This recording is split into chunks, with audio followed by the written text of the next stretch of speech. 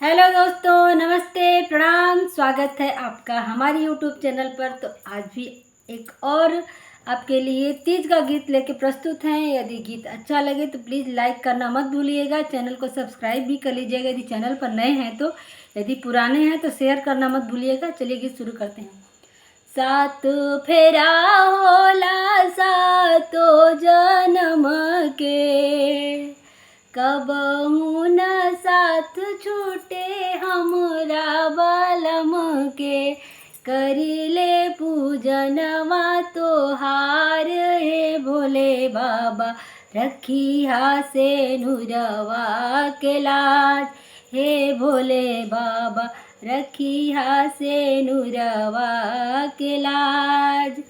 आपके भरोसे व्रत हम ही उठवनी, फल बेल पतरी से थाल सजवनी। महिमा हरउआ अपार हे भोले बाबा, देदा मोहे पिया जी का प्यार। महिमा आपके अपार है भोले बाबा, देदा मोहे पिया जी के प्यार।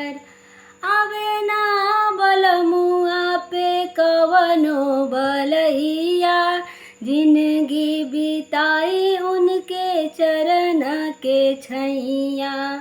आवे ना बलमुआ पे कवनो बलैया, जिंदगी बिताई उनके चरण के छैया। हाथ जोड़े शिव नाम जपू मैं तुम्हारा, दूर हो ना हमसे पिया जी हमारा। पिया से बासुर हो सिंगार है भोले बाबा, रखिया से नुरवा के लाज। उन पे बा हमारा अधिकार है भोले बाबा, देदा मोहे पिया जी के प्यार। सास दूर होना जैसे कबो धड़कन से, वैसे ना दूरी होवे कबहू सजन से।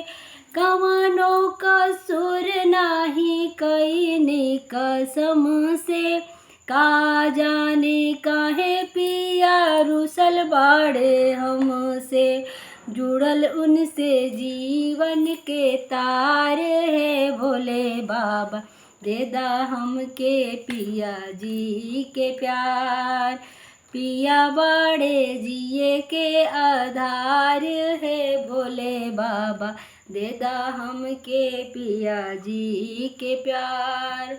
पिया बाड़े सुर हो सिंगार है भोले बाबा, रखिया से नुरवा के लाज।